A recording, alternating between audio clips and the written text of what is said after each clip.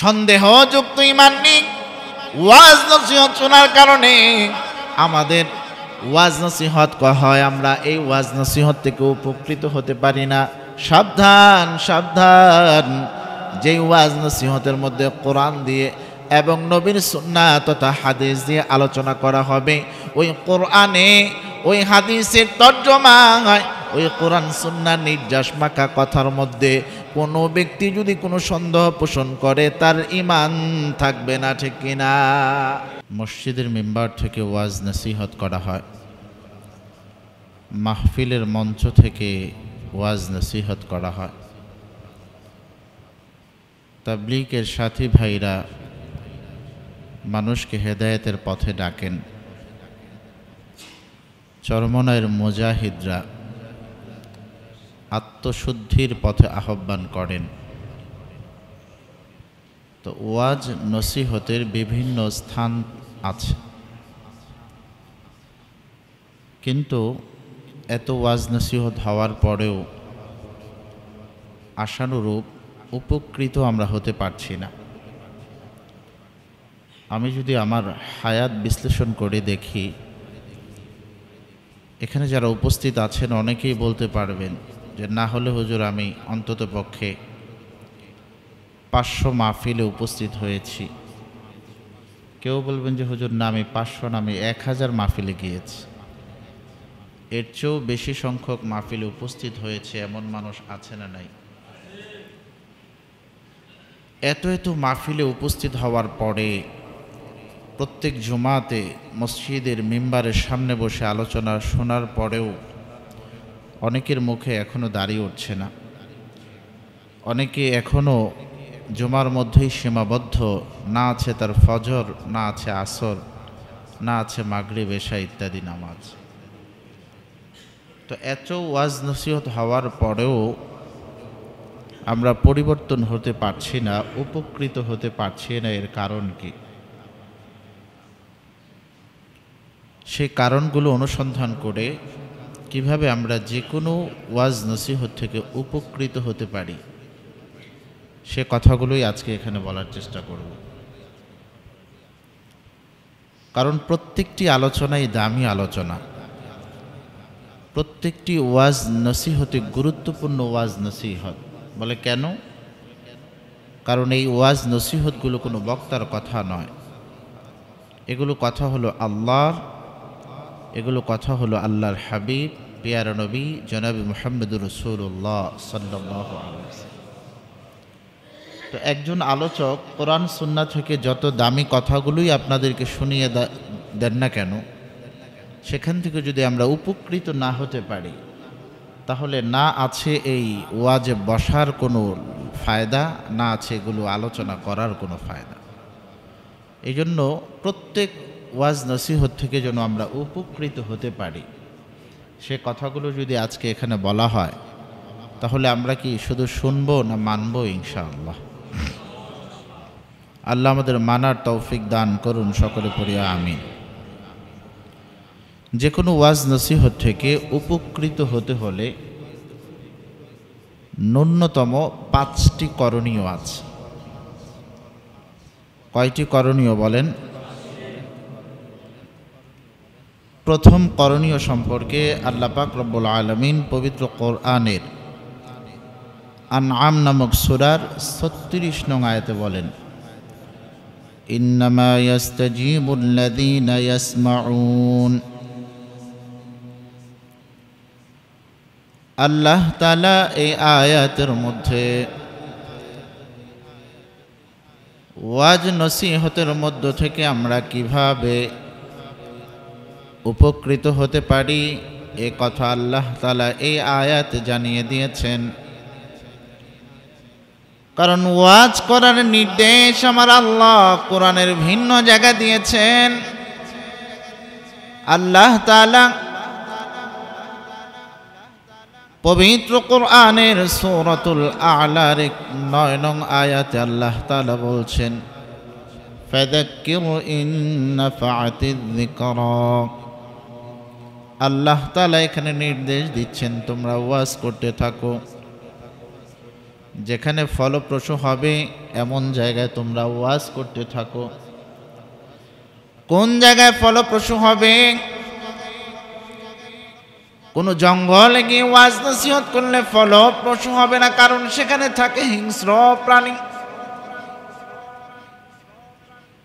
গরুর কোনো ফার্মে গিয়ে ওয়াজ করলে কোনো ফলপ্রসূ হবে না, কারণ এগুলো নির্বোধ প্রাণী। মানুষের মজলিসে যদি ওয়াজ নসিহত করা হয় তাহলে ফলপ্রসূ হবে বলে আশা করা যায়, কারণ আল্লাহ তাআলা মানুষকে বোঝার জন্য জ্ঞান দিয়েছে। মানুষ যত কারণে শ্রেষ্ঠ, এর মধ্যে অন্যতম একটা কারণ হলো আমার আল্লাহ মানুষকে কোনটা সাদা আর কোনটা কালো, কোনটা ভালো আর কোনটা মন্দ এটা বোঝার একটা জ্ঞান দিয়েছে, কি দেয় নাই? তাহলে সূরাতুল আলার মধ্যে আল্লাহ বলেন ফাযাক্কিরু ইন নাফাতিয যিকরা, যেখানে ফলপ্রসূ হবে এখানে ওয়াজ নসিহত করতে থাকো। মানুষের মধ্যেই ওয়াজ করলে ওয়াজ নসিহত ফলপ্রসূ হবে। এজন্য নবী মানুষের মাঝে ওয়াজ করছেন, সাহাবা একরামরা ওয়াজ করেছেন। নবীর অনুসরণ করে আমরা কোরআন সুন্নাহ থেকে নসিহত করার চেষ্টা করি। নসিহতগুলো প্রথমেই আমি আমার জন্য করি, কারণ আল্লাহ তাআলা কোরআনের ভিন্ন জায়গা বলেন ইয়া আইয়ুহাল্লাযীনা আমানু লিমা তাকুলুনা মা লা তাফআলুন, ওই কথা তুমি কেন বলো যেই কথা নিজেই মানো না। এজন্য আজকের এই ওয়াজ নসিহত প্রথমেই আমার জন্য, এরপরে আমরা এখানে যারা উপস্থিত হয়েছে আমাদের সবার জন্য কোরআনের এই কথাগুলো।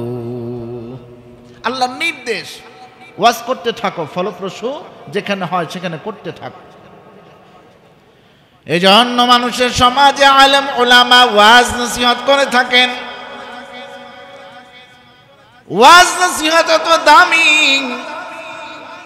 কারণ এখানে দামি কিতাব কোরআন থেকে কথা বলা হয়। দামি মানুষ, দামি নবী, দু জাহানের সরকার বিশ্বনবী জনাব মুহাম্মদুর রাসূলুল্লাহ সাল্লাল্লাহু আলাইহি ওয়াসাল্লামের মুখশ্রিত বাণী থেকে হাদিস পাঠ করে শোনানো হয়। এত দামি মজলিস, এত দামি কথা, এরপরেও কোনো মানুষ এই ওয়াজ নসিহত থেকে আমল করে দামি হতে পারে না। যত কারণে দামি হতে পারে না, আজকে এমন 5টি কারণ অনুসন্ধান করে বের করে দেব। এই 5টি করণীয় যদি আমরা নির্ধারণ করতে পারি, যে কোনো ওয়াজ নসিহত আশা করা যায় আমি উপকৃত হতে পারবো ইনশাআল্লাহ। এই জন্য 1 নম্বর করণীয়, আল্লাহ তাআলা সূরাতুল আনআমের 36 নং আয়াতে বলেন ইন্নামা ইয়াস্তাজিবুল্লাযীনা ইয়াসমাউন। আল্লাহ তাআলা বলছেন তারাই সাড়া দেয় যারা মনোযোগ দিয়ে কোরআনের এই আলোচনাগুলো শুনে। সুবহানাল্লাহ পড়ে। তাদের অন্তরই সাড়া দেয়। ওয়াজ নসিহত করার পর কাদের অন্তর সাড়া দেয়? যারা এই কোরআনের আলোচনাগুলো মনোযোগ দিয়ে শ্রবণ করে। তো ওয়াজ নসিহত উপকৃত না হওয়ার অন্যতম একটা কারণ পাওয়া গেল, আমরা ওয়াজ নসিহতের মজলিসে বসি কিন্তু আমরা মনোযোগ দিয়ে শ্রবণ করি না।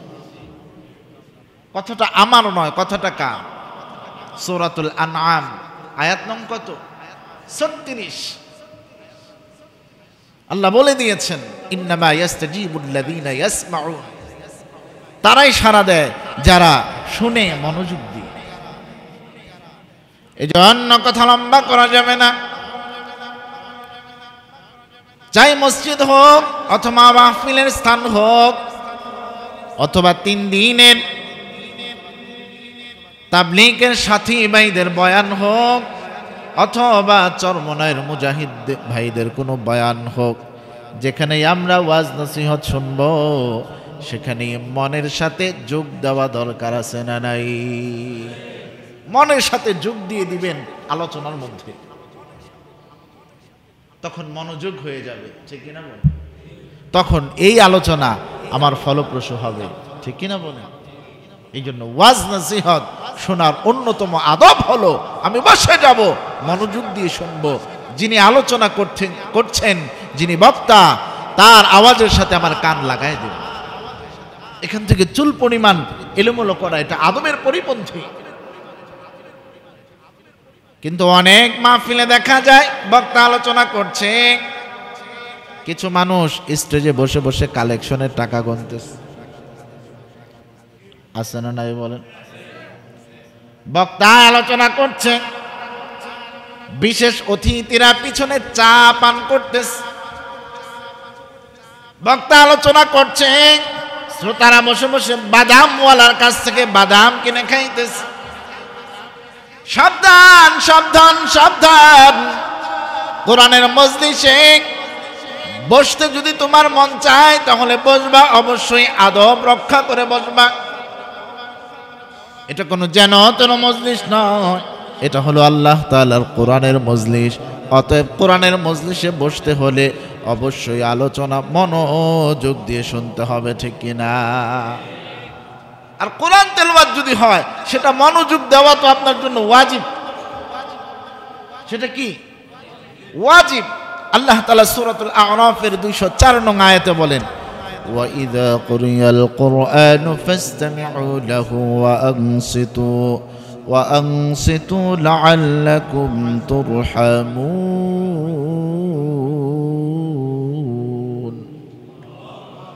আল্লাহ বলেন, যখন কোরআন তেলাওয়াত হয় তোমরা চুপচাপ থাকো, কোনো কথাবার্তা বলো না, মনোযোগ দিয়ে শ্রবণ করো। যদি মনোযোগ দিয়ে শ্রবণ করো তাহলে কি হবে? তোমাদের উপর আমি আল্লাহ রহমত বর্ষণ হবে। এখান থেকে মুফাসসির ইকরাম বলেছেন, যেখানে কোরআন তেলাওয়াত হবে সেখানে মনোযোগ দিয়ে শ্রবণ করা ওয়াজিব। ওয়াজিব অমনোযোগী হলে ওয়াজিব লঙ্ঘনের গুনাহ আপনার আমল নয়। এই জন্য অনেক ভাইয়েরা দোকানের মধ্যে সকালবেলা যখন প্রথম দোকান খুলে তখন কোরআন তেলাওয়াত রেডিওর মধ্যে হোক, আপনার মোবাইলে হোক, ভালো নিয়তেই তারা এটা অন করে দেয়, ঠিক না বলে? কিন্তু অন করছেন ভালো নিয়তে, অসুবিধা নাই, কিন্তু আশপাশে যারা আছে তাদেরকে পূর্বে থেকে এলান করে আপনি এই কোরআন তেলাওয়াত ছাড়বেন যে ভাই আল্লাহর কালাম তেলাওয়াত হবে, সবাই মনোযোগ দিয়ে শুনি, ঠিক কিনা বলেন? আর যদি এলান করতে না পারেন আর সবাই মনোযোগ দিয়ে শুনতে না পারে, এরকম পরিবেশ না থাকে, তাহলে সেখানে ছাড়ার দরকার নেই। অল্প সাউন্ড দিয়ে ছাড়বেন, আপনি নিজে শুনবেন, নিজে মনোযোগ দিয়ে শুনবেন, ঠিক কিনা বলেন? কিন্তু ছেড়ে দিছে, বেচা বিক্রিও করতেছে, আছে না নাই বলেন? এটা সওয়াবের পরিবর্তে কি হবে? জোরে বলেন, গুনাহ হবে। তাহলে ওয়াজ, নসিহত, কোরআন তেলাওয়াত এগুলো শোনার পর আমরা উপকৃত হতে পারছি না। এর মধ্যে অন্যতম কারণ কি? আমরা মনোযোগ দিয়ে শুনি। এই যে দোতলায় যারা বসে, 3 তলা 4 তলা 5 তলায় যারা বসে, শুধু এই মসজিদের কথা না, প্রায় অধিকাংশ মসজিদেই আমাদের দোতলার ভাইয়েরা, 3 তলার ভাইয়েরা কতটা মনোযোগ দেয় আমার চেয়ে ভালো আপনারা বলতে পারেন, ঠিক কিনা বলেন? আমি তো থাকি নিচে, আবার আমি সিসি ক্যামেরাও চেক দিই, সেই সুযোগও নেই।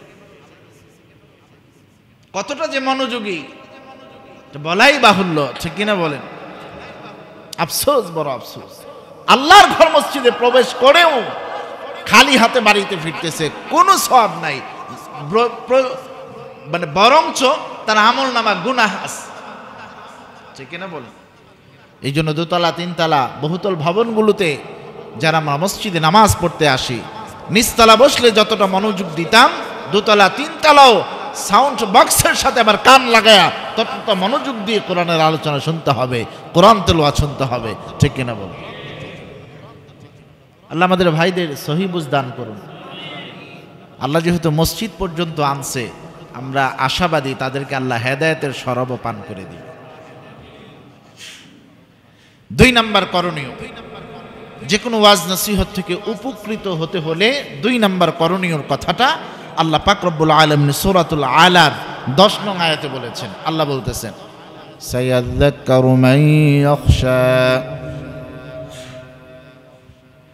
কোন ব্যক্তি উপদেশ গ্রহণ করে আল্লাহ তাআলা তার একটা গুণের কথা সূরাতুল আলার 10 নং আয়াতে আল্লাহ তাআলা বলে দিচ্ছেন, আল্লাহ বলছেন সেই উপদেশ গ্রহণ করে যে ব্যক্তি আল্লাহকে ভয় করে। উপদেশ সেই গ্রহণ করে যে ব্যক্তি কি করে? আল্লাহকে ভয় করে। এই জন্য ওয়াজ নসিহত শুনতে হলে 2 নাম্বার গুণ আপনার মধ্যে থাকা লাগবে, আল্লাহর ভয় নিয়ে ওয়াজ নসিহত শুনতে হবে। কিন্তু আমরা আমাদের অন্তরে দুনিয়াবি চিন্তা ফিকির নিয়ে ওয়াজ নসিহত শোনার কারণে সেই ওয়াজ নসিহত থেকে উপকৃত হতে পারি না, ঠিক কিনা বলেন? মসজিদে আসছি কিন্তু এখনো আমার চিন্তা চেতনা বাড়ির জন্য আছে, ছেলের জন্য আছে, মেয়ের জন্য আছে। মসজিদে বসছি, আমার চিন্তা কবরের আযাবের জন্য নাই, আমার চিন্তা আল্লাহর কঠিন আযাবের ভয়ে আমার অন্তর কাঁদে না, জাহান্নামের ভয়ে আমার অন্তর কাঁদে না, আল্লাহর ভয় আমার অন্তরে নাই। সেই ওয়াজ নসিহত করেই ফায়দা কি আর শুনেই ফায়দা কি, ঠিক কিনা বলেন? এজন্য ওয়াজ নসিহত থেকে উপকৃত হতে হলে 2 নাম্বার গুণটা অর্জন করতে হবে। ওয়াজ নসিহত শুনতে হবে আল্লাহর ভয় অন্তরে রেখে। কোন ব্যক্তি যদি আল্লাহর ভয় অন্তরে রেখে ওয়াজ নসিহত শুনতে পারে, এই আল্লাহর ভয়টা অন্তর নামক এই জমিনের মধ্যে পানি ছিটিয়ে দেওয়ার মতো কাজ করবে। কোনো শুকনো জমিনে পানি ছিটিয়ে দিয়ে আপনি যখন ধান গাছের চারা রোপণ করে দিবেন, এই ধান গাছের চারাটা বড় হয়ে আপনাকে ধান দিবে, চাল দিবে। আমাদের অন্তর গুনাহের কারণে শুকিয়ে চৌচির হয়ে আছে। এই চৌচির জমিনে কোরআনের আয়াত রোপণ করলে নামাজ নামক গাছ হবে না, তাহাজ্জুদ নামক ফুল ফুটবে না। এই অন্তরটাকে আল্লাহর ভয় দিয়ে বিছাতে হবে। অন্তর নামক এই জমিনটা আল্লাহর আযাবের ভয়, জাহান্নামের ভয় দিয়ে যখন ভিজায়া বসবেন, তখন নামাজ নামক বীজ রোপণ করে দিলেই, কোরআনের আয়াত নামক এই বীজ রোপণ করে দিলেই নামাজ নামক গাছ হয়ে যাবে, ঠিক কিনা বলেন? এই জন্য আল্লাহর ভয় নিয়ে আসতে হবে। এক একজন একের ফিকির নিয়ে আসছে, কোথাও তারে খুঁজে পাই না, মসজিদে গেলে পাবে না।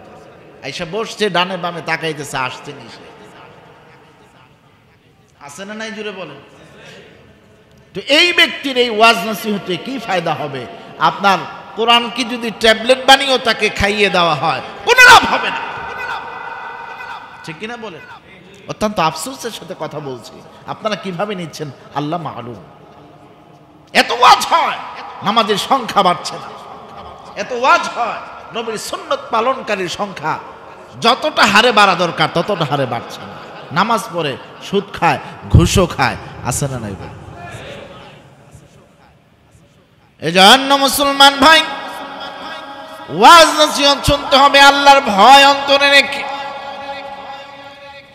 কোন ব্যক্তির অন্তরে আল্লাহর ভয় আছে আর কোন ব্যক্তির অন্তরে আল্লাহর ভয় নাই বুঝবেন কিভাবে? বোঝার জন্য আমার আল্লাহ তাআলা কোরআনে একটা মিটার দিয়ে দিয়েছে। এই মিটার যার মধ্যে পাওয়া যাবে, বুঝে নেবেন তার অন্তরে আল্লাহর ভয় আছে না নাই, আপনি বুঝে যাবেন। আল্লাহ তাআলা এই আয়াতের মধ্যে কত চমৎকারভাবে জানিয়ে দিয়েছেন। আল্লাহ তাআলা বলছেন, তাকশাইরু মিনহু জুলুদুল্লাযীনা ইয়াখশাউনা রাব্বাহুম সুম্মা তালিনু জুলুদুহুম ওয়া কুলুবুহুম ইলা যিকরিল্লাহ যালিকা হুদাল্লাহি ইয়াহদি বিহি মান ইয়াশা ওয়া মান ইউদ্লিলিল্লাহু ফামা লাহু মিন হাদ।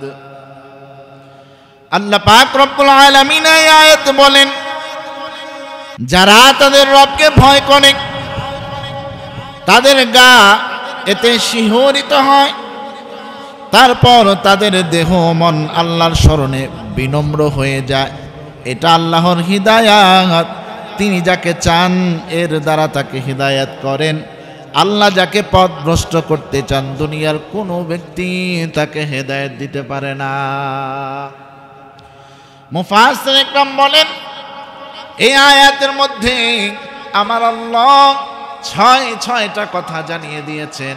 কে আল্লাহকে ভয় নিয়ে ওয়াজ নসিহত শুনে আর কার অন্তরে আল্লাহর ভয় নাই, এটা বোঝার জন্য 6টা গুণ আপনি তাকায় দেখবেন। 1 নম্বর গুণ, যার অন্তরে জাহান্নামের ভয় আছে, আল্লাহর ভয় আছে, এই ব্যক্তির সামনে যখন কোরআনের বিধানগুলো শোনানো হবে, এই ব্যক্তির শরীর কম্পন সৃষ্টি হবে, শরীর শিহরিত হয়ে যাবে। হায় হায়, ওর জীবন ধ্বংস করে দিলাম। আল্লাহ বলছে আমাকে ডানে চলতে, আমি বামে চলিস।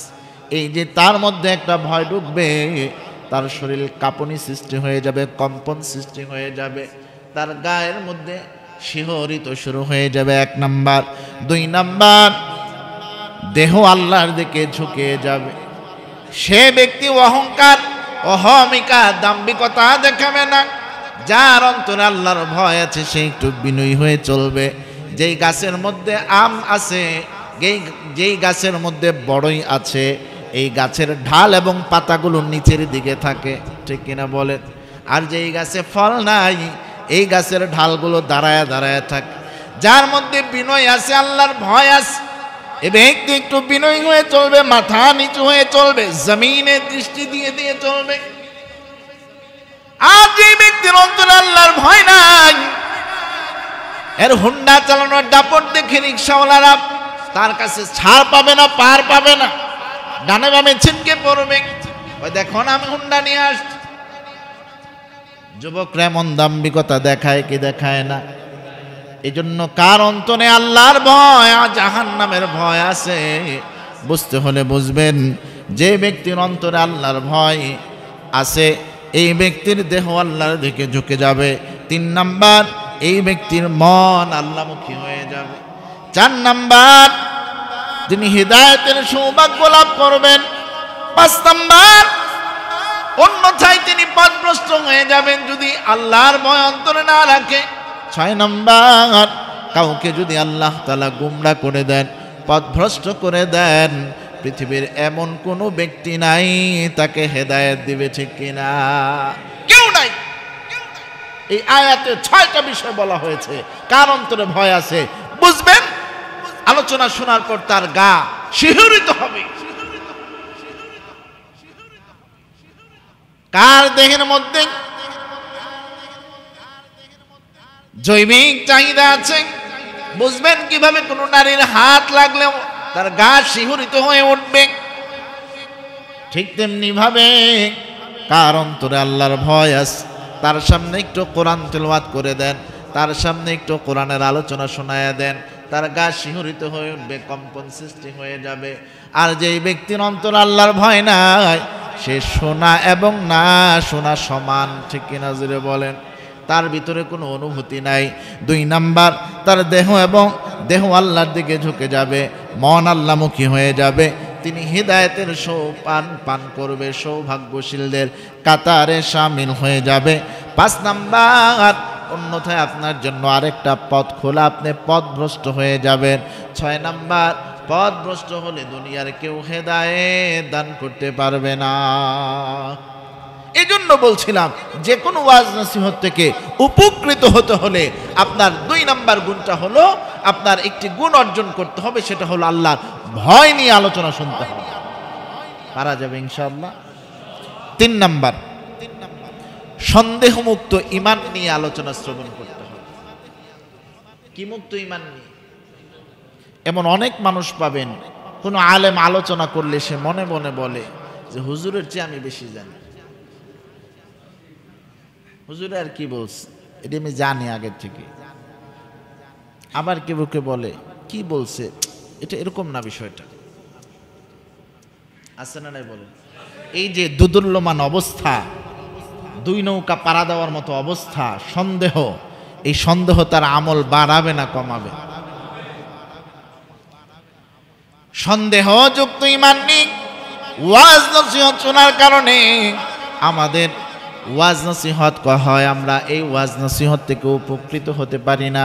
সাবধান সাবধান, যেই ওয়াজ নসিহতের মধ্যে কোরআন দিয়ে এবং নবীর সুন্নাহ তথা হাদিস দিয়ে আলোচনা করা হবে, ওই কোরআনে ওই হাদিসের তর্জমায় ওই কোরআন সুন্নাহ নির্যাস মাখা কথার মধ্যে কোনো ব্যক্তি যদি কোনো সন্দেহ পোষণ করে, তার ঈমান থাকবে না, ঠিক কিনা? কোরআনের দলিল দিয়ে কথা বললে, হাদিসের দলিল দিয়ে কথা বললে, আমার যুক্তিতে ধরলে আমি মানব, আমার যুক্তিতে না ধরলে আমি মানব না। যদি বিষয় এমন হয় আপনার ঈমানই থাকবে না। কারণ আল্লাহ বলেছেন সূরাতুল বাকারার 2 নং আয়াত, যালিকাল কিতাবু লা রাইবা ফীহ, এটা এমন একটা কিতাব যার মধ্যে তো কোনো সন্দেহ নাই, বরঞ্চ সন্দেহের অবকাশটুকুও নাই, ঠিক কিনা? সন্দেহ তো নাই, আপনি তারপরও বলবেন যে কোনো কোনো জায়গায় একটু থাকতে পারে কিনা, এরকম চিন্তা করারও কোনো সুযোগ নাই, ঠিক কিনা? জোরে বলেন। যারা সন্দেহ করেছে, যারা যুক্তি নিয়েছে, তারা আল্লাহর দরবার থেকে, হেদায়েত থেকে পথভ্রষ্ট হয়ে গেছে, ঠিক কিনা? জোরে বলেন। আল্লাহ তাআলার হুকুম আমার যুক্তিতে ধরলে মানব, যুক্তিতে ধরলে মানব না, এটা কখনো মুসলমানের কাজ হতে পারে না। কারণ আল্লাহ কোরআনে জানাইছেন ওয়া খুলিকাল ইনসানু দাঈফা, আমি তোমাদেরকে দুর্বল করে বানাইছি, সব চিন্তা তোমাদের মাথায় ধরবে না, আমি আমার চিন্তা দিয়ে পুরো পৃথিবীটা সাজাইছি। পুরো পৃথিবীর মানুষ কিভাবে ভালো থাকবে, সুস্থ থাকবে, এটা আমার চেয়ে ভালো কেউ জানে না, ঠিক কিনা? জুড়ে বলেন। এই জন্য আমার যুক্তিতে না ধরলেও আল্লাহ যা বলছে সত্য, আমার যুক্তিতে ধরলেও বলবো আল্লাহ যা বলছে সত্য, ঠিক কিনা? খেয়াল করে দেখেন, যখন শয়তানকে আদম নবীর কদমে সেজদা দেওয়ার নির্দেশ আমার আল্লাহ দিয়েছিলেন, তখন শয়তান বলেছিলেন ক্বালা আনা খায়রুম মিন, আমি তার চেয়ে ভালো, কেন আমি তাকে সেজদা দেব? আল্লাহ তাআলা বলেন কিভাবে তুমি তার চেয়ে ভালো? তখন সে বলে খালাকতানি মিন নারিন ওয়া খালাকতাহু মিন তিন, সে হলো মাটির তৈরি, আমি হলো আগুনের তৈরি। আগুনের গতি হলো উপরে, মাটির গতি হলো নিচে। মাটি নিচের দিকে যায়, আগুন উপরের দিকে যায়। যেহেতু আমি আগুনের তৈরি, আমার সম্মান হলো উপরে, সে মাটির তৈরি, তার সম্মান হলো নিচে। আমি তাকে কিভাবে সেজদা করি? সেজদা করতে পারবো না। আল্লাহ বলেন ইন্নী আ'লামু মা লা তা'লামুন, আমি যা জানি তোমরা তা জানো না। আগুনের গতি যদি উপরে হয়, আগুনের কাজ হলো ধ্বংস করে দেওয়া। মাটির গতি যদিও নিচে হয়, মাটির কাজ হলো ফসল ফলানো, উৎপাদন করা। তোমার কাজ ধ্বংস করা, তার কাজ সৃষ্টি করা। অতএব ধ্বংসের সম্মান হতে পারে না, সৃষ্টির সম্মানই হতে পারে, ঠিক কিনা? জোরে বলেন। এই জ্ঞানটা শয়তানের মেধায় ধরে নাই, কারণ সে ওয়া খুলিকাল ইনসানু দাঈফা, দুর্বল সৃষ্টি, সবল হলো একজন, তিনি হলো আল্লাহ, ঠিক কিনা? করে নাই, এই জন্য সেজদা করে নাই। আল্লাহ বলছে আমার দরবার থেকে তুমি বিতাড়িত, তুমি জাহান্নাম। এই জন্য যুক্তিতে ধরলেই মানবো, আর যুক্তিতে ধরলে মানবো না, এটা মুসলমানের আকীদা নয়, আহলে সুন্নাত ওয়াল জামাতের আকীদা নয়। কারণ কোরআনের ভিন্ন জায়গায় পাওয়া যায়। আল্লাহ তাআলা সূরাতুল বাকারা 216 নং আয়াতে বলেন আসা আন তাকরাহু শাইআন ওয়া হুয়া খায়রুল লাকুম ওয়া আসা আন তুহিব্বু শাইআন ওয়া হুয়া শাররুল লাকুম। আল্লাহ বলেন যে তোমরা কিছু বিষয় এমন মনে করো যে এটা তোমাদের জন্য ভালো, আসলে আমি আল্লাহ ভালো জানি ওইটার মধ্যে তোমাদের অকল্যাণ। আবার কিছু বিষয় মনে করো যে তোমাদের জন্য এটা মনে হয় খারাপ, কিন্তু আমি আল্লাহ ভালো করে জানি এটার মধ্যেই তোমাদের ভালো লুকায়িত আছে। এই জন্য আমি আমার ভালোটা বোঝার কোনো সক্ষম চূড়ান্ত না। আমার ভালো মন্দ বুঝেন একজন, তিনি কে? এজন্য পুরো জীবন আল্লাহর হাতে সুপর্দ করে দিয়ে বলতে হবে, ও আল্লাহ, জীবন দিয়েছো তুমি, তোমার হাতেই আমার জীবন সঁপে দিলাম, এখন তুমি আমাকে তোমার পথে পরিচালিত করো, ঠিক কিনা? জোরে বলেন। মরণ যদি দাও গো প্রভু, শহীদি মরণ দিও, জীবন যদি চালাও প্রভু, জীবন যদি চালাও প্রভু, তোমার পথে চালাইও, মরণ যদি দাও গো প্রভু, শহীদি মরণ দিও। মরণ যদি দাও গো প্রভু শহীদি মরণ দিও। জীবন যদি চালাও প্রভু, জীবন যদি চালাও প্রভু তোমার পথে চালাইও। মরণ যদি দাও গো প্রভু শহীদি মরণ দিও। মরণ চাইতে হবে শহীদি মরণ। আর যতদিন আল্লাহ বাঁচায় রাখবেন চাইতে হবে যেন আল্লাহ আমাদের জীবনটা আল্লাহর পথে পরিচালিত করে, ঠিক কিনা? এই জন্য যুক্তিতে ধরলেও মানতে হবে, না ধরলেও মানতে হবে। আল্লাহ যা বলছেন এটাই সত্য, ঠিক কিনা জুড়ে বলেন। এই জন্য যে কোনো ওয়াজ নসিহত আমাদের উপকারে আসে না, কারণ হলো আমাদের সন্দেহ হয়ে যায়, এটা মানবো কি মানবো না, ঠিক কিনা বলেন। তো এই জন্য উলামা একরাম কোরআন সুন্নাহর নির্যাস থেকে বলে সন্দেহ মুক্ত ঈমান নিয়ে যদি কেউ ওয়াজ নসিহতের মজলিসে বসে সেই ওয়াজ নসিহত তাকে পরিবর্তন করে দিবে, ঠিক কিনা বলেন। এই জন্য আজকে এখানে কোরআন সুন্নাহ থেকে যা কথা হচ্ছে একটার মধ্যে চুল পরিমাণ কোনো সন্দেহ আছে? ওয়ামান আস্তাকু মিনাল্লাহি হাদিসা, আল্লাহ যা বলেন সব সত্য সত্যই বলেন, ঠিক কিনা জোরে বলেন। আল্লাহর সব কথা সত্য। 4 নাম্বার করণীয়, আমলের নিয়তে ওয়াজ নসিহত শুনতে হবে। আমরা শুনি জানার নিয়তে, মানার নিয়তে না, ঠিক কিনা বলেন। অনেক কিছু আমার জানা থাকতে হবে, নাহলে আমাকে মানুষ জ্ঞানী বলবে কিভাবে? জানার জন্য জানি, মানার জন্য জানি না, সেই ওয়াজ নসিহত কিভাবে আপনাকে পরিবর্তন করবে? আপনি আলমিরা ভরা অনেক ড্রেস রাখছেন, একটাও পরেন না, মানুষ আসলে খালি দেখান, এই যে দেখো পুরো আলমিরাতে আমার স্যুটের অভাব নাই, ড্রেসের অভাব নাই, কিন্তু পরেন না একটাও, কোনো লাভ আছে? এটা একটা এখন এখন মনে একটা মডার্ন হয়ে যাচ্ছে না? বলে আপনার স্টকে কত পিস শাড়ি আছে, আপনার স্টকে কত পিস 3 পিস আছে, বলে অনেক, আমি একবার পড়লে আর পড়ি না। আল্লাহ বলে তুমি অপচয়কারী, আর অপচয়কারী হলো শয়তানের ভাই, ঠিক কিনা জোরে কোন? কি গর্ব, আমি একবারে বেশি আর পড়ি না। তো ভালো কথা, একবারে বেশি না পড়লে দান করে দাও। এই জন্য ছোটবেলার একটা গল্প না কবিতা, এটা ওখানে কে রে আমি খোকা, তোর মাথায় কি রে আমের ঝাঁকা, খাস না কেন দাঁতে পোকা, ফালাস না কেন, বলেন না কেন?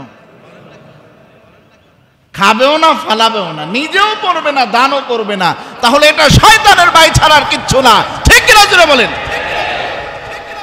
আল্লাহ হেদায়েত দান করুন, জোরে পড়েন না আমিন। এই জন্য আমলের নিয়তে ওয়াজ নসিহত শ্রবণ করতে হবে। কিসের নিয়তে? আমলের নিয়তে। ইন্নামাল আ'মালু বিন্নিয়াত ওয়া ইন্নামা লিকুল্লি ইমরিইম মা নাওয়া। বুখারী শরীফের প্রথম হাদিসই সমস্ত কাজ কিসের উপর নির্ভর? জোরে বলেন। সমস্ত কাজ নিয়তের উপর নির্ভরশীল এবং প্রত্যেক ব্যক্তি তার নিয়ত অনুপাতেই ফল পায়, ঠিক কিনা জোরে বলেন। এই জন্য খেয়াল করে দেখেন, আমাদের এই ওয়াজ নসিহত শ্রবণের উদ্দেশ্য যদি এমন হয় যেমনটা হাদিসে বলছেন, কোন হাদিসে? তিরমিজি শরীফের 2654 নং হাদিসে বলা হচ্ছে, মান তালাবাল ইলমা লিয়ুজারিয়া বিহিল উলামা আও লিয়ুমারিয়া বিহিস সুফাহা আও ইয়াসরিফা বিহি ওয়ুজুহান নাসি ইলাইহি। তিরমিজি শরীফের 2654 নং হাদিসে কাব ইবনে মালিক রাদিয়াল্লাহু তাআলা আনহু থেকে বর্ণিত, তিনি বলেন, জনাব মুহাম্মদুর রাসূলুল্লাহ সাল্লাল্লাহু আলাইহি ওয়াসাল্লামকে আমি বলতে শুনেছি। কি বলতে শুনেছেন? যে ব্যক্তি মানুষের সাথে অথবা কোনো আলেমের সাথে তর্কে অথবা বহাস করার জন্য কোনো ইলম অর্জন করে, কোনো জ্ঞান শিখে, অথবা যে ব্যক্তি মানুষের সাথে, মূর্খ মানুষের সাথে নিজের পাণ্ডিত্য জাহির করার জন্য জ্ঞান শিখে, অথবা নিজের দিকে মানুষকে আকৃষ্ট করার জন্য ইলম শিখে, জ্ঞান শিখে। 3টা কথা বলতেছে, যে মানুষ, কিছু মানুষ আছে জ্ঞান এই কারণে শিখে যে আলেমের সাথে আমি তর্ক করব, বহাস করব, অথবা মূর্খের সাথে আমার পাণ্ডিত্য দেখাবো, বাকবিতণ্ডা জড়ায়া যাব, অথবা মানুষকে আমার দিকে আকৃষ্ট করব, মানুষ বলবে আমি বড় জ্ঞান। এই জন্য জ্ঞান শিখে ওই ব্যক্তির অবস্থাটা কেমন? আদখালাহুল্লাহুন নার। হাদিসে বলা হচ্ছে, কাব ইবনে মালিক শুনেছেন বিশ্বনবী বলছেন, এমন ব্যক্তির অবস্থা কি জানো? এমন ব্যক্তির অবস্থা হলো ওই ব্যক্তি আল্লাহ তাআলার বানানো জাহান্নামে বসবাস করবে। নাউজুবিল্লাহ, জুড়ে পড়েন না নাউজুবিল্লাহ। আর একটা হাদিস বলে দেই, প্রায় একই অর্থ। এটা পাবেন ইবনে মাজাহ 258 নং হাদিসে, মান তালাবাল ইলমা লিগাইরিল্লাহি আও আরাদা বিহি গায়রাল্লাহি ফালইয়াতাবাওয়া মাকআদাহু মিনান নার। এটা বর্ণিত হয়েছে ইবনে উমর রাদিয়াল্লাহু তাআলা আনহু থেকে। তিনি বলেন, বিশ্বনবী জনাব মুহাম্মদুর রাসূলুল্লাহ সাল্লাল্লাহু আলাইহি ওয়াসাল্লাম বলেছেন, ব্যক্তির সন্তুষ্টি অর্জনের জন্য যদি কেউ জ্ঞান অর্জন করে, অথবা জ্ঞানের দ্বারা আল্লাহ ব্যতীত অন্য কিছু লাভের আশায় যদি কোনো ব্যক্তি জ্ঞান অর্জন করে, মিনান নার, ওই ব্যক্তির ঠিকানা জাহান্নাম ছাড়া আর কিছুই না। হাদিসটা যতটা সহজে আমি বলেছি আর যতটা সহজে আপনারা শুনেছেন, এর মাহাত্ম্য, এর ব্যাখ্যা বিশ্লেষণের আবেদন এতটা সহজ না। সবাই আমরা জ্ঞান অর্জন করি, কিন্তু জ্ঞান অর্জনটা আমাদের যদি এই হালত হয়, তাহলে এই জ্ঞান অর্জনটাও আমার জাহান্নামের জন্য কারণ হবে। ঠিক কিনা জোরে বলে? যে মানুষ আমাকে বড় বলবে, আমার দিকে আকৃষ্ট হবে, আমি পাণ্ডিত্য দেখাবো, আলেমদের সাথে তর্কে জড়ায় যাব। এরকম আছে না নাই বাস্তব সমাজে? টকশোতে বসেও আলেমদের সামনে নিজের জ্ঞান জাহির করতে চায়, কিন্তু আরবি 29টি হরফ জিজ্ঞেস করলে শুদ্ধভাবে বলতে পারবে। আমার ঠিক কিনা জোরে কোন? সে বলে বড় পণ্ডিত। মনে রাখবেন, যে প্রকৃত পক্ষে পণ্ডিত সে কখনো পাণ্ডিত্য দেখাবে না, লোকে তাকে বড় বলবে। ঠিক কিনা জোরে বলে? এই জন্য আমাদের কি করতে হবে? করণীয়টা ঠিক করে দেওয়া হয়েছে। খেয়াল করে দেখেন, এটা পাবেন একটি বর্ণনা। সেই বর্ণনাটা আপনার আসছে হিলিয়াতুল আউলিয়ার 10 নম্বর খণ্ডের 15 নম্বর পৃষ্ঠা।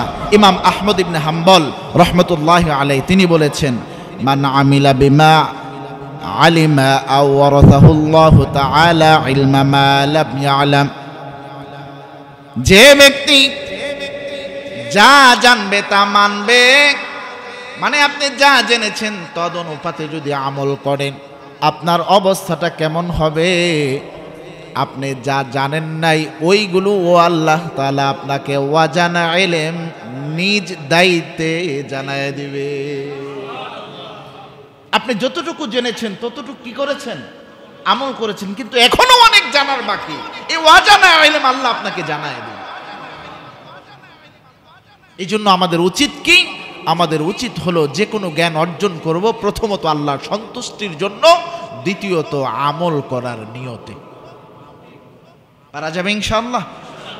4 নম্বর করণীয় রেখে দিলাম, সময় কম। 5 নম্বর করণীয় একেবারে সংক্ষেপে বলে দেই। 5 নম্বর করণীয়টা হলো, আপনি এখন কি করেছেন? মনোযোগ দিয়ে আলোচনা শুনেছেন, আল্লাহর ভয় নিয়ে শুনেছেন, এরপরে আপনি আমলের নিয়তেই শুনেছেন। কিসের নিয়তে শুনেছেন? আমলের নিয়তেই শুনেছেন। সন্দেহমুক্ত ঈমান নিয়ে শুনেছেন, তারপরেও আপনি আমল করতে পারবেন না। কি? আপনি যদি আপনার সামনে যে বাধা আছে এই বাধাগুলো ডিঙ্গাতে না পারেন। আপনার সামনে বাধা আসবে, সেই বাধা কি? আল্লাহ পাক রব্বুল আলামিন পবিত্র কোরআনের সূরাতুল বাকারার 168 নং আয়াতে বলেন, ওয়ালা তাত্তাবিউ খুতুওয়াতিশ শাইতান ইন্নাহু লাকুম আদুউম মুবিন।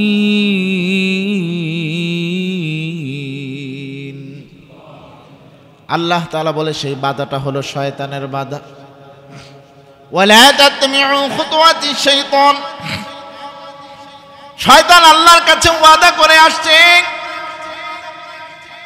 সূরাতুল আ'রাফের আয়াতে পাওয়া যায় ثم لآتينهم من بين أيديهم ومن خلفهم وعن أيمانهم وعن شمائلهم ولا تجد أكثرهم شاكرين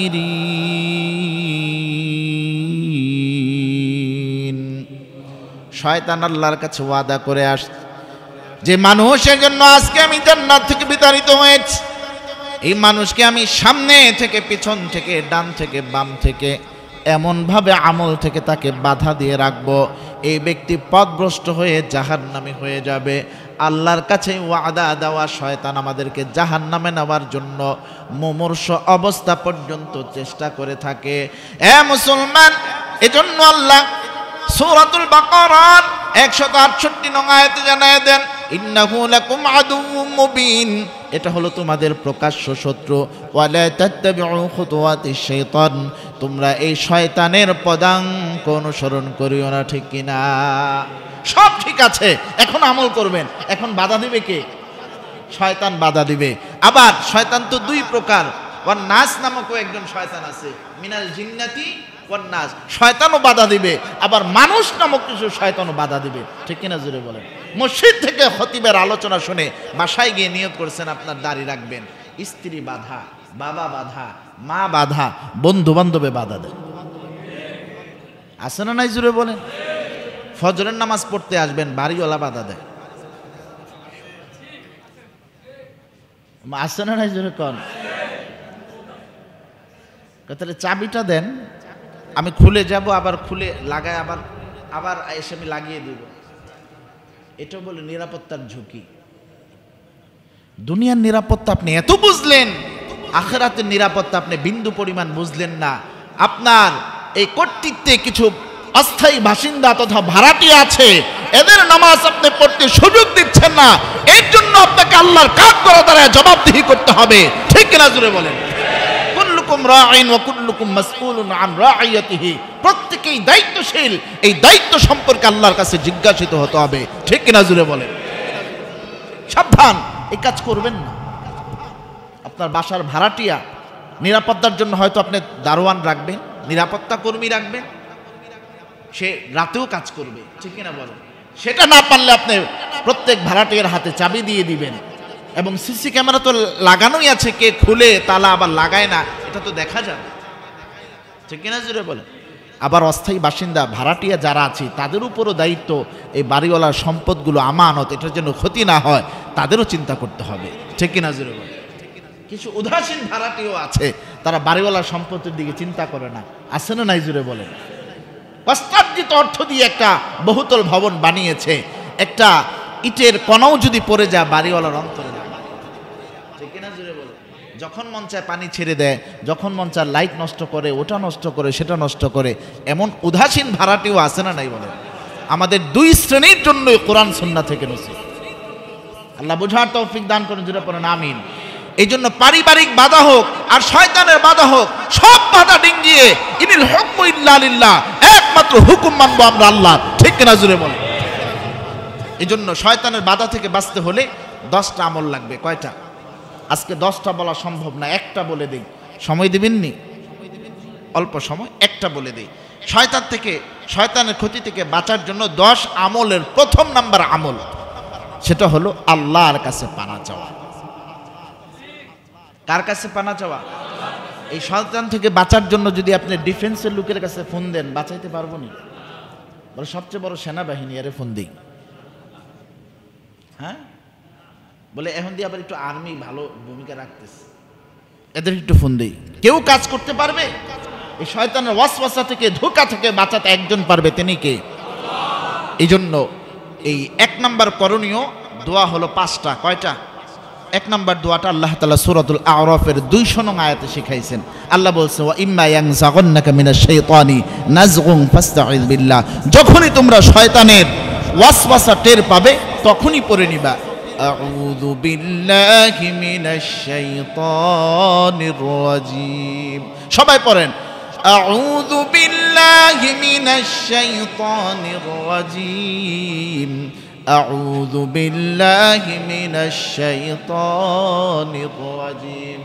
আউযু বিল্লাহ যখন আপনি পড়বেন আল্লাহর কাছে যখন পানা চাইবেন, আল্লাহ তাআলার সাথে সাথে কুদরতিভাবে শয়তানের এই ধোঁকা থেকে আপনাকে নিরাপত্তা দান করে দিবেন। এক নম্বর আমল। দুই নম্বর আমলটা শিখাইছে আল্লাহ তাআলা সূরাতুল মুমিনুনের 97 এবং 98 নং আয়াতে। আল্লাহ বলতেছে এই দোয়াটা পড়বা তোমরা। কোন দোয়া? রব্বি আউযু বিকা মিন হামাযাতিশ শায়াতিন ওয়া আউযু বিকা রব্বি আন ইয়াহযুরুন।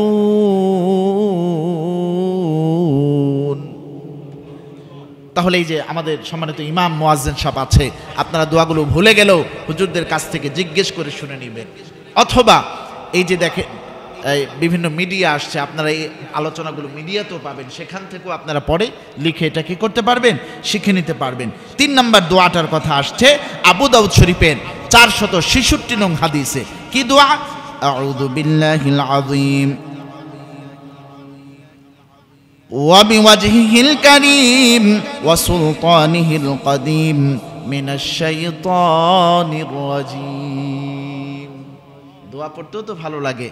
4 নম্বর দোয়াটার কথা আসছে আপনার তিরমিজিতে আসছে, মুসনাদে আহমদে আসছে। এটা কোনো হাদিস না, কিন্তু হাদিসের আলোকে শেখানো একটি দোয়া। সেটা কি? আল্লাহুম্মা আলহিমনা মারাশিদা উমুরিনা ওয়া আ'ইদনা মিন শুরুরি আনফুসিনা ওয়া মিন সাইয়্যাতি আ'মালিনা। 4 নম্বর দোয়া। 5 নম্বর দোয়াটা পাবেন আবু দাউদ শরীফের 5077 নং হাদিসে। এই হাদিসে কি বলা হয়েছে? যে ব্যক্তি এই দোয়াটা পড়বে, সেই ব্যক্তি যদি সকালে এই দোয়াটা পাঠ করে, তাহলে আল্লাহ তাআলা একটা গোলাম আজাদ করে দেওয়ার সওয়াব তার আমলনামায় লিখে দিবে, এবং 10টি গুনাহ মাফ করে দিবে, এবং 10টি মর্যাদা বৃদ্ধি করে দিবে, এবং সকাল থেকে নিয়ে সন্ধ্যা পর্যন্ত শয়তানের হাত থেকে কুদরতিভাবে নিরাপত্তা দান করবে। আবার যদি বিকেলে পড়ে, বিকেল অর্থাৎ মাগরিবের পর পরে, মাগরিবের পর থেকে নিয়ে সারা রাত আবার ফজর পর্যন্ত ঠিক অনুরূপ ফজিলত তার আমলনামায় আসবে। দোয়াটা কি? লা ইলাহা ইল্লাল্লাহু ওয়াহদাহু লা শারীকা লাহু লাহুল মুলকু ওয়া লাহুল হামদু ওয়া হুয়া আলা কুল্লি শাইইন কাদির। তাহলে এই 5টা দোয়া আমল করা যাবে ইনশাআল্লাহ। আমি মনোযোগ দিয়ে ওয়াজ নসিহত শুনবো এবং আল্লাহর ভয় নিয়ে শুনবো, সন্দেহমুক্ত ঈমান নিয়ে শুনবো, আমলের নিয়তে শুনবো। এই 4 গুণ থাকার পরেও আমাকে আমল থেকে বাধা দেবে কে? শয়তান থেকে বাঁচার জন্য কয়টা দোয়া অন্ততপক্ষে পাঠ করতে হবে? 5টা দোয়া। আল্লাহ পাক রব্বুল আলামিন আমাদের সকলকে যে কোনো ওয়াজ নসিহত থেকে উপকৃত হওয়ার জন্য এই 5 করণীয় ফলো করে আল্লাহর হুকুমগুলো পালন করার তৌফিক দান করুন। সকলে পড়ি আমিন। ওয়া আখিরু দাওয়ানা আলহামদুলিল্লাহি রাব্বিল আলামিন।